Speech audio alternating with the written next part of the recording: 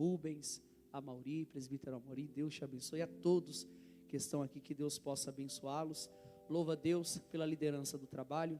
Deus te abençoe, pastor, aos irmãos que estão junto com ele nesta empreitada, amém? Você que trouxe sua Bíblia e você que está em casa, abra comigo segunda carta de Paulo aos Coríntios, capítulo 12, versículo de número 1. Segunda carta de Paulo aos Coríntios, capítulo 12, versículo 1. Enquanto você encontra, trago saudações nessa noite do nosso pastor regional, pastor Orlando, da nossa regional Parada de Taipas, e também do nosso pastor setorial, pastor Leandro, que esteve nos abençoando para estarmos aqui, deve estar acompanhando, assistindo. Que Deus possa abençoar a vida do servo do Senhor. Segunda carta de Paulo aos Coríntios, capítulo 12, versículo 1. Quem achou, diga amém. Diz assim: em verdade que não convém gloriar-me, mas passarei as visões e revelações do Senhor. Conheço um homem em Cristo que há 14 anos, se no corpo não sei, se fora do corpo não sei, Deus o sabe, foi arrebatado até o terceiro céu. E sei que o tal homem, se no corpo, se fora do corpo, não sei, Deus o sabe, foi arrebatado ao paraíso e ouviu palavras inefáveis, de que ao homem não é lícito falar. De um assim me gloriarei, eu, mas de mim mesmo não me gloriarei, senão nas minhas fraquezas. Versículo de número 7 diz: e para que não me exaltasse pelas excelências das revelações, foi-me dado um espinho na carne, a saber, um mensageiro de Satanás, para me esbofetear, a fim de não me exaltar. Versículo 9: e disse-me, a minha graça te basta, porque o meu poder se aperfeiçoa na fraqueza. De boa vontade, pois, me gloriarei nas minhas fraquezas, para que em mim habite o poder de Cristo. Amém? É um texto conhecido, mas foi o que Deus ministrou ao meu coração durante esses dias, e meditando durante a manhã, durante a tarde, Deus me trouxe algumas lições que eu quero estar passando a vocês aqui essa noite. A segunda carta do apóstolo Paulo à igreja de Corinto foi escrita não só para esta igreja, mas também para os crentes que ficavam em toda a Acaia. Em sua segunda viagem missionária, o apóstolo Paulo irá estabelecer uma igreja em Corinto. A partir de então, Paulo irá permanecer tendo um constante contato com os crentes daquela igreja, devido aos problemas que os crentes passavam naquela cidade. É bem verdade que logo após contatos e cartas que Paulo enviava, ou contatos e mensagens que Paulo recebia daquele povo, ele decidiu escrever a sua primeira carta à igreja de Corinto, em Éfeso, na primavera de 55 ou 56 depois de Cristo. Paulo então decide escrever para corrigir algumas atitudes daqueles crentes, e logo em seguida, Paulo vai cruzar o mar Egeu para visitar esta cidade novamente. Esta viagem foi espinhosa não só para o apóstolo, como também para os crentes daquela congregação. Ao retornar para Éfeso, Paulo vai receber novamente notícias de que alguns falsos mestres e apóstolos se levantaram para denegrir a sua imagem, para combater ou refutar tudo aquilo que Paulo ensinou acerca da graça, acerca da mensagem de Cristo. Então Paulo da Macedônia, no outono de 55 ou 56 depois de Cristo, ele decide escrever essa carta para combater estes homens. E novamente ele faz uma terceira viagem para a igreja de Corinto, e é nesse período de 3 meses que ele vai ficar nesta cidade, que Paulo vai escrever a sua carta magna, conhecida como a Epístola aos Romanos. Existem pelo menos 3 propósitos do apóstolo Paulo ao escrever essa carta. Primeiro propósito era para encorajar os crentes que ainda permaneciam fiéis, tendo Paulo como um pai espiritual e não sendo influenciado por aqueles falsos mestres que se levantaram. O segundo propósito era contestar e desmascarar aqueles homens que estavam tentando denegrir a imagem e o ministério do apóstolo Paulo. O terceiro propósito de Paulo era repreender uma minoria de crentes que acabou sendo influenciada por causa desses homens que surgiram naquela época. Observe que este livro, ele tem pelo menos 3 divisões. Do capítulo 1 até o capítulo de número 7, nós iremos ver Paulo dando graças a Deus pelo consolo que ele recebeu do Senhor em meio às perseguições por causa do Evangelho. Nós iremos ver Paulo elogiando os coríntios daquela cidade, os crentes daquela cidade, por repreenderem um cidadão que acabou vivendo uma vida de iniquidade no meio do povo de Deus. E também vamos ver Paulo admoestando ou ensinando os crentes, exortando os crentes a levantarem uma oferta generosa, assim como os crentes da Macedônia, para contribuírem com os crentes pobres de Jerusalém. Paulo fica feliz quando Tito leva notícias a ele dizendo que aqueles crentes que foram influenciados se arrependeram desta atitude e novamente voltaram a acatar a autoridade de Paulo, entendendo que Paulo de fato era levantado por Deus. Observe que a partir do capítulo 10 até o versículo de número 13, que é a última parte do livro, a tonalidade da mensagem de Paulo muda. Paulo agora começa a defender seu ministério, a defender o seu caráter, a defender a mensagem que Deus havia entregado a ele. Paulo vai bater de frente com esses homens soberbos que estavam se gloriando, dizendo que tinham experiências sobrenaturais, visões sobrenaturais, e que Paulo não tinha autoridade. Paulo não tinha tido nenhuma experiência, Paulo não tinha tido nenhum encontro de verdade com Deus, para falar face a face com os crentes, assim como ele falava nas suas cartas. No capítulo 12, nós iremos entender que existem 4 partes. A primeira parte são as visões do apóstolo, a segunda parte é o sofrimento de Paulo, a terceira é a credencial, as credenciais de Paulo, e a quarta é a terceira viagem de Paulo, novamente a Corinto. Quando Paulo começa a defender seu ministério, ele começa dizendo: eu podia me gloriar, mas eu não vou fazer isso, porque de fato Paulo teve muitas visões da parte de Deus. A primeira delas, quando estava a caminho de Damasco, com cartas para perseguir os cristãos, ele teve um encontro com o próprio Cristo, e a Bíblia diz que ao cair de joelhos no chão, já cego, a voz no meio daquela luz ecoa dizendo: Saulo, Saulo, por que me persegues? E automaticamente ele diz: Senhor. Ele já cai de joelho prostrado, e ele entende que aquele que fala com ele no meio daquela visão é maior, é superior a ele. É por isso que ao referir-se ou a responder a Jesus, ele já o chama de Senhor. Paulo teve visões em Jerusalém, teve visões em Troade, teve visões em Corinto, mas a maior visão que Paulo teve, ele mesmo vai dizer: eu conheço um homem.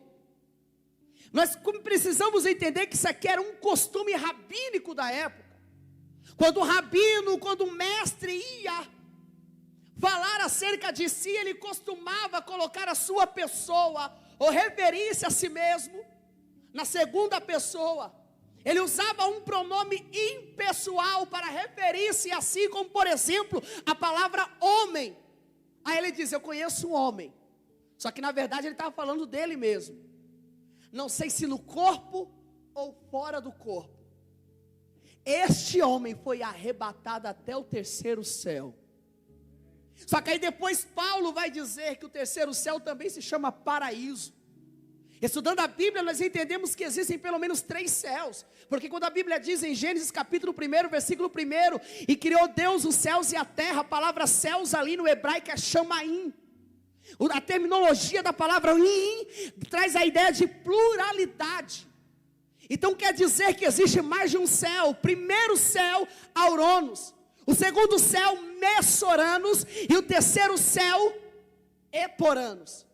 Auranos se refere ao céu que nós vemos, as nuvens. Messoranos se refere à atmosfera, ao espaço, às estrelas. Mas quando Paulo fala do terceiro céu, Paulo está falando da habitação de Deus. Aí ele usa a palavra paraíso. O William Barclay diz que essa palavra era usada no vocabulário persa para se referir ao rei que, quando queria conferir honra a alguém, dar honra a uma pessoa, ele pessoalmente convidava essa pessoa para caminhar no seu jardim. Que honra receber o convite de um rei para caminhar no seu jardim.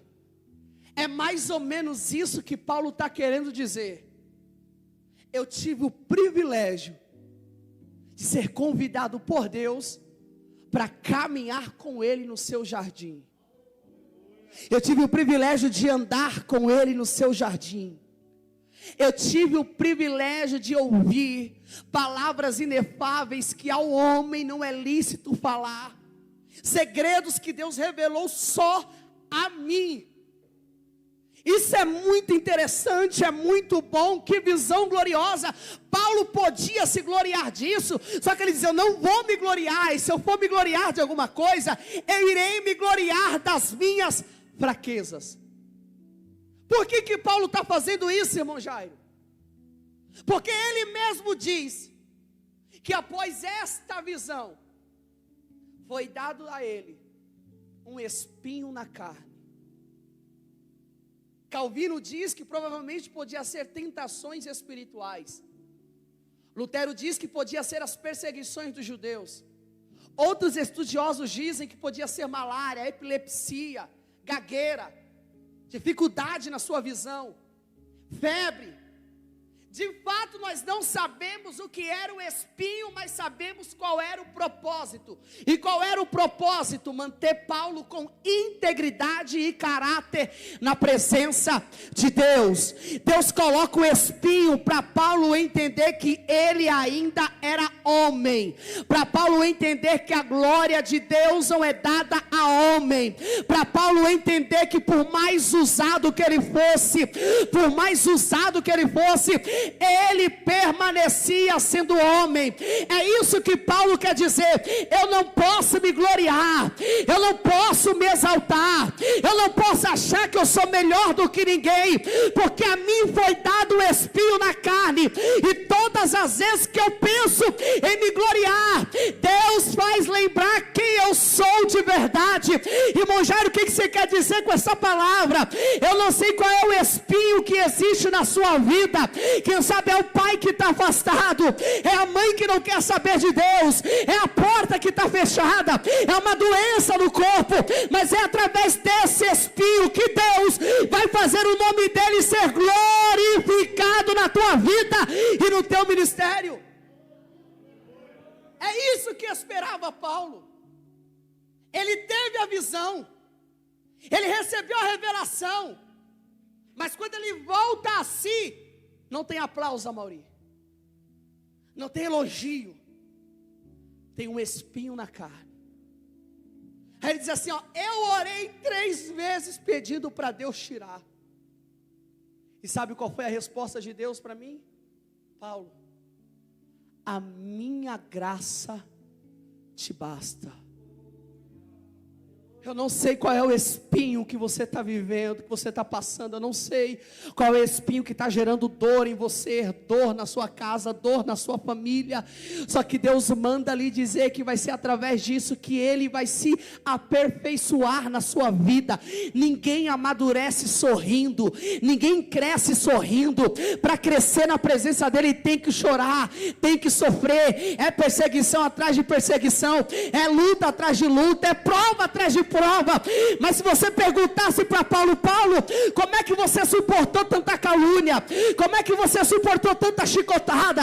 Como é que você suportou tantas pedras? Como é que você suportou tanta humilhação, tanta perseguição?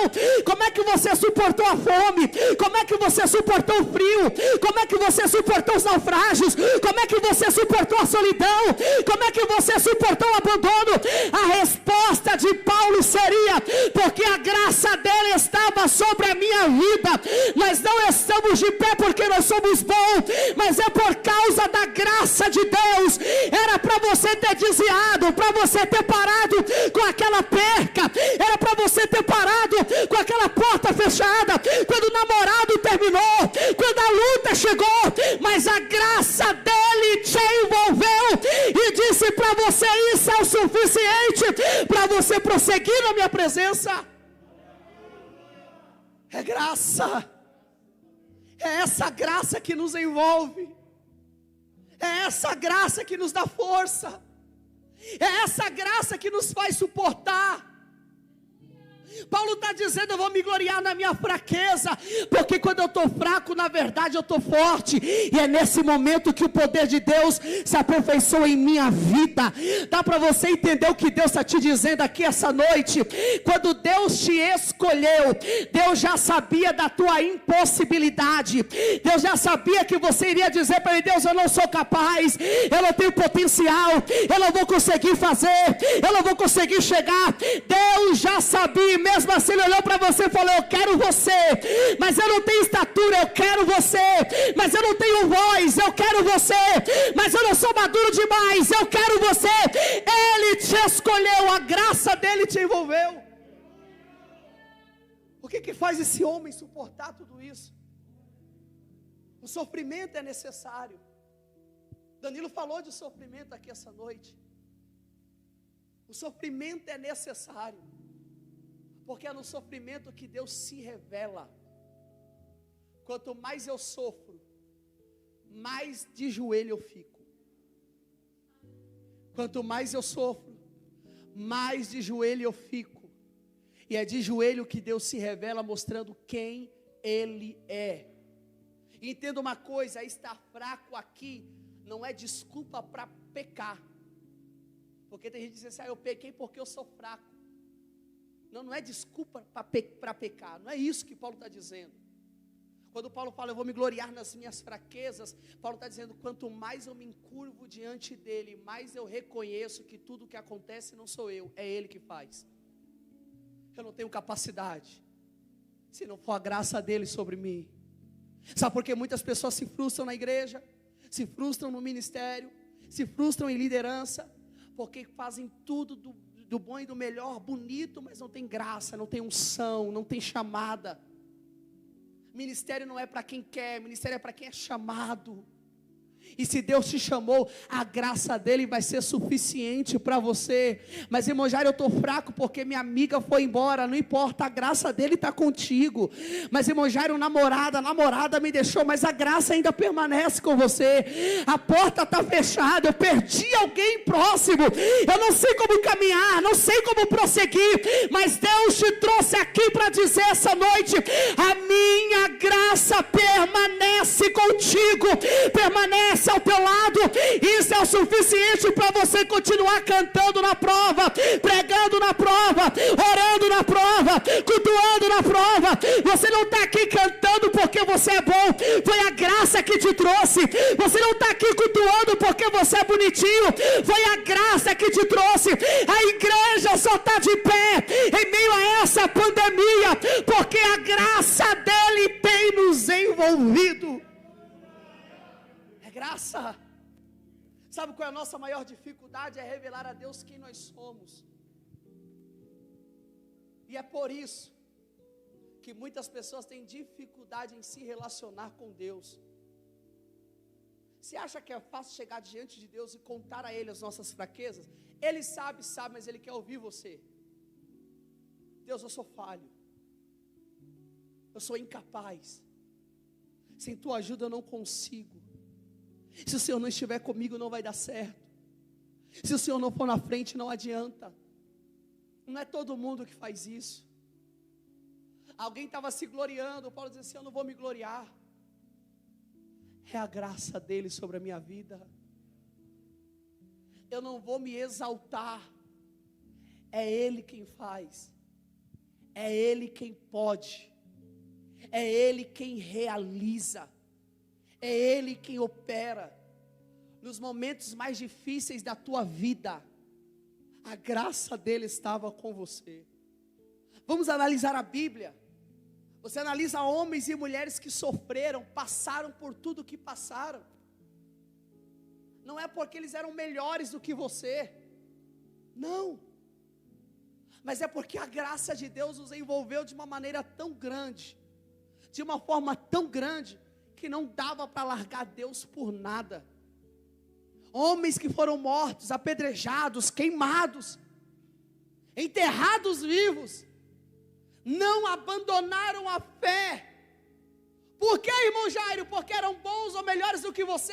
Não, porque a graça de Deus os envolveu de uma tal maneira que eles se desprenderam deste mundo, não tinham mais prazer de estar neste mundo, não viam a hora de se encontrar com o seu Deus e morar com Ele na glória, não viam a hora de se encontrar com o seu Criador, com o seu Salvador e morar com Ele. Isso é o que faz a diferença nas nossas vidas. Irmão Jairo, o desânimo veio, eu sei, vem para todo mundo. E eu posso falar um negócio para você? Às vezes a gente anda mais desanimado do que animado. E são nos períodos de desânimo que nós viramos crente de verdade. Eu garanto para você que foi nos maiores desânimos da sua vida que você fez as suas melhores orações.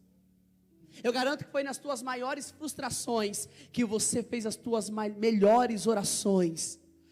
No momento das maiores percas, no momento da sua maior dor, no momento da sua maior luta, foi quando você entrou no seu quarto, fechou a sua porta e você nem conseguia falar, só chorava na presença dele. É isso que faz a diferença.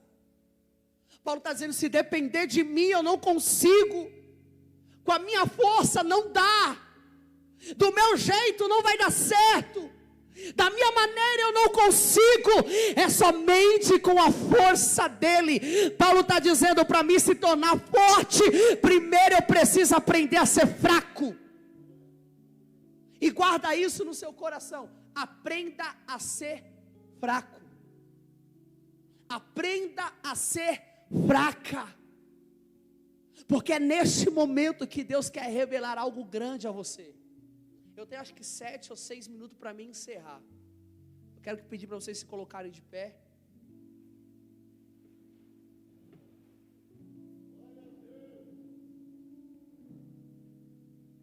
Nós já vamos encerrar. Você me ajuda, Letícia?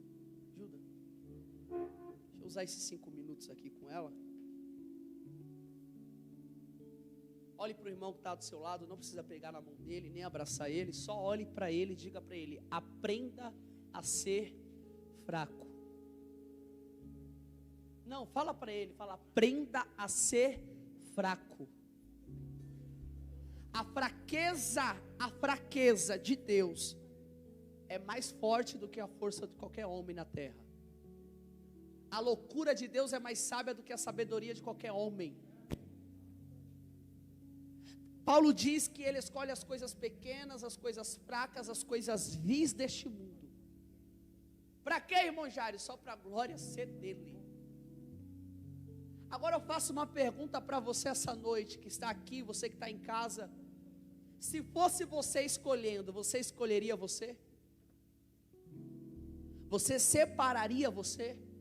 Sabendo quem você é de verdade? Porque só Deus e você sabe quem você de fato é. Você se escolheria? Obviamente que não, irmão. Alguém em sã consciência, que está envolvido com a graça, todos os dias diz para Deus: Deus, por que o Senhor me escolheu? Por que não fulano? Por que não Beltrano? Por que não ciclano? Por que tinha que ser eu? Eu não sei qual é a resposta de Deus, eu só sei que Ele te escolheu. Eu só sei que Deus vê em você aquilo que nem você mesmo consegue ver. Eu só sei que Deus enxerga em você aquilo que nem você mesmo enxerga. Eu só sei que Deus consegue olhar você de uma tal maneira que nem você imagina o porquê Ele te escolheu, o porquê que Ele te escolheu, te separou. Feche seus olhos.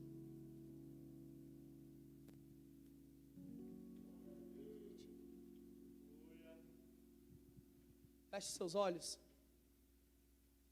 Você que está em casa, nos acompanhando, eu quero que nesse momento você ore. Ore. Ao orar 3 vezes para Deus tirar o espinho, as 3 vezes Deus disse não. O não de Deus às vezes é mais benéfico do que o sim que eu esperava. Talvez você não entendeu o porquê o não de Deus para aquela faculdade, porque o não de Deus para aquele relacionamento, o porquê o não de Deus para aquela mudança, o porquê o não de Deus para aquela conquista, o porquê o não de Deus para aquele sonho. Talvez você questione Ele até hoje, porque o Senhor não deixou acontecer, porque o Senhor não deixou realizar. Ele manda ali dizer, porque eu te conheço, e eu te trouxe aqui essa noite para tratar com você. Deixa eu entrar nesse coração e arrancar essas feridas, arrancar de você toda essa mágoa, arrancar de você todo esse sentimento de frieza, de desânimo, que tem impedido de você se desenvolver na minha presença. Deus está convidando alguém para dar um passeio no jardim dele. Intimidade. Feche seus olhos, continue adorando ao Senhor. Adore, adore.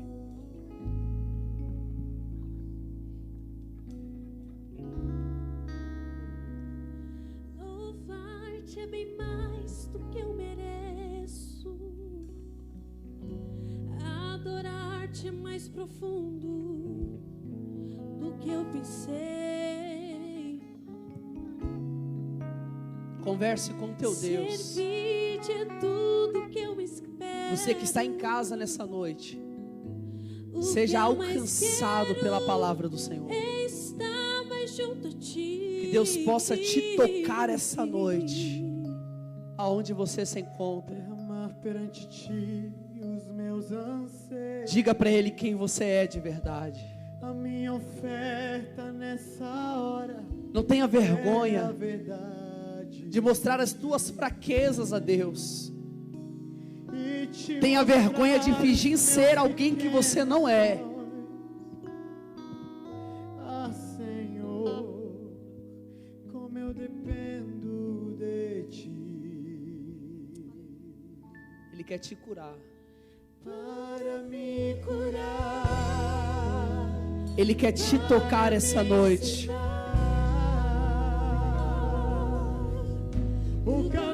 E se não fosse a graça de Deus quando você ouviu aquele não, e se a graça dele não tivesse te envolvido naquele ano em que você pensou em largar tudo, se a graça de Deus não tivesse te envolvido quando você decidiu abandonar tudo e ir embora de casa, foi Deus que fez você ficar. Foi Deus que fez você Eita! Eu sinto Deus aqui essa noite. Adorar.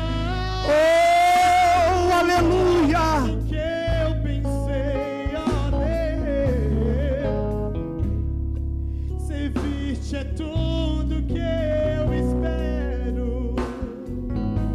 O que mais quero é estar mais junto a ti. Derramar perante ti os meus anseios. Foi a graça dele. A minha oferta nessa Foi a graça dele. é a minha verdade. Foi a graça dele sobre a sua vida.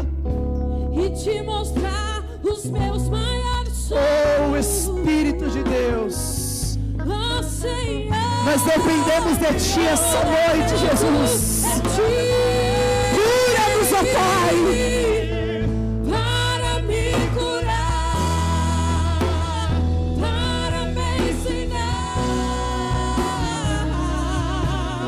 o caminho que devo seguir. Podes me usar como tu bem queres. Abra o meu coração. Eu preciso passar o microfone porque o horário já não... Eu sei que não pode abraçar, não pode pegar na mão. Mas Letícia, vai ali perto da irmã do Isaac. É Laila, né? Leila. Estudei com ela e esqueci o nome dela. Fique do lado dela, Letícia. Eu vou passar o microfone, mas o meu Deus manda lhe dizer essa noite: foi a minha graça. Foi a minha graça que não deixou você parar. Foi a minha graça que não deixou você largar tudo. Foi a minha graça que não deixou você ir embora. Foi a minha graça que te manteve com os pés no chão. Foi a minha graça que te sustentou. Foi a minha graça que foi suficiente naquele dia de angústia, naquele dia de desespero, naquela madrugada frienta, dizendo: Deus, eu não suporto mais. Ele te trouxe aqui essa noite para lhe dizer: eu estou te curando, Rendriosébia.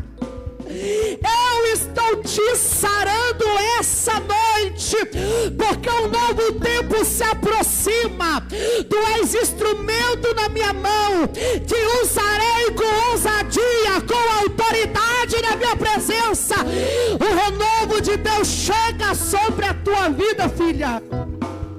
Ele arranca de dentro de você a tristeza, a angústia. Deus manda lhe dizer: eu sei o que faço, sei como trabalho, eu sei como eu ajo, eu sei como eu faço, eu sei da maneira que eu trabalho.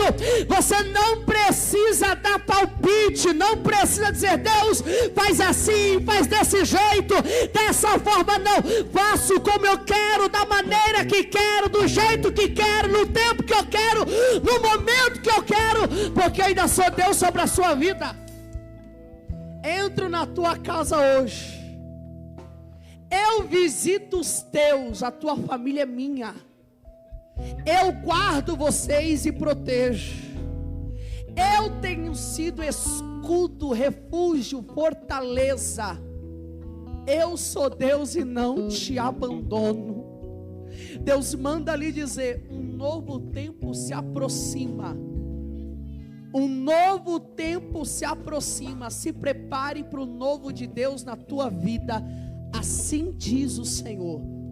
Se houver alguém que nos assistiu, que quer se reconciliar com o nosso Senhor, digita aí nessa live, digita aí nos comentários: eu quero voltar para a presença de Deus, eu quero me reconciliar. Que os irmãos estarão anotando o nome de vocês. Deus abençoe a todos essa noite. Deus abençoe.